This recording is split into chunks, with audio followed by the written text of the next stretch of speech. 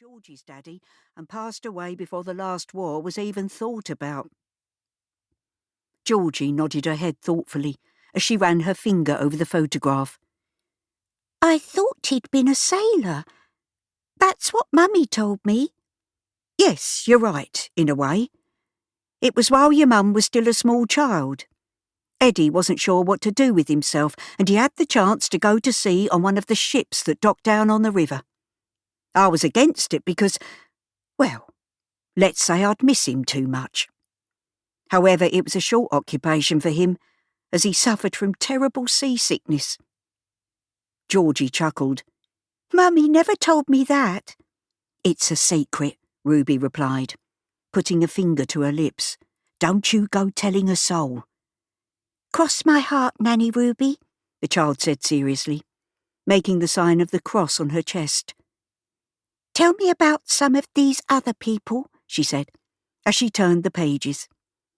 Ruby flicked over the pages, explaining about relatives and old neighbours, her mind travelling back to the past while patiently answering Georgie's questions, until she noticed the time.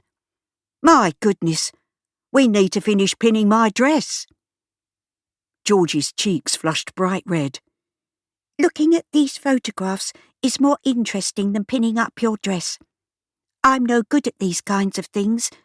Can't you wait for Mummy to come back? Ruby sighed, but couldn't be angry with the child. Your mum could be a while over the road visiting your Auntie Freda. She's not feeling so good this morning, and young William is being fractious. It is best you help me, or how else are you going to be able to make repairs on your own clothes and those of your children when you grow up? Georgie tossed one of her long plaits over her shoulder. I shall just have to pay someone to sew for me. Ruby fought hard not to smile. I take it you don't see your future as a seamstress? Georgie looked horrified. Oh, no! I'm going to be a cook and run my own tea room, like the one Grandad George and Nanny Maureen took us to before Christmas. Nanny Maureen is teaching me how to bake cakes and has promised to take me to Woolworths to help her cook for the staff when she's on duty there. Ruby closed the photograph album.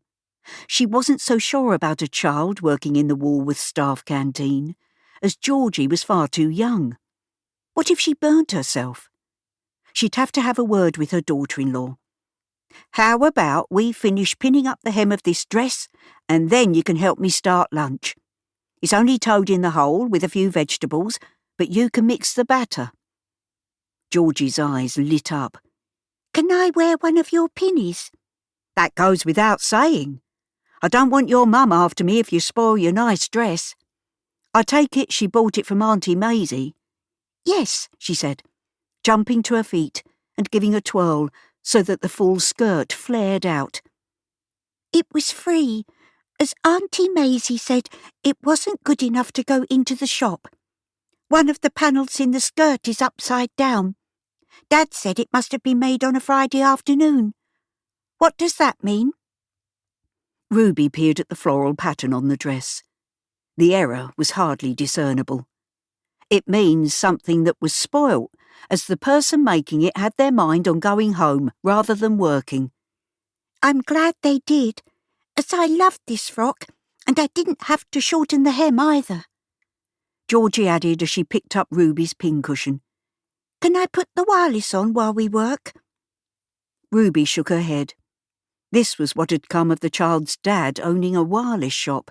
They had one continually turned on in the shop in Erith High Street, and also in their small house around the corner from Ruby's home in Alexandra Road. Go on then, but don't be surprised if Bob switches it off when he comes in from the garden, as he likes to read his newspaper in peace. Georgie hurried to the large brown Bakelite box that sat in pride of place in the corner of the room. She twiddled with the knob before leaving it to warm up. I've just realised you've had 2 husbands. That's unusual, isn't it, Nanny Ruby? Does the child ever stop asking questions? Ruby thought to herself. It's not so unusual when a woman loses a husband early in her life. Your Auntie Maisie is on her second marriage to David, and your Nana Maureen and Grandad George have been married.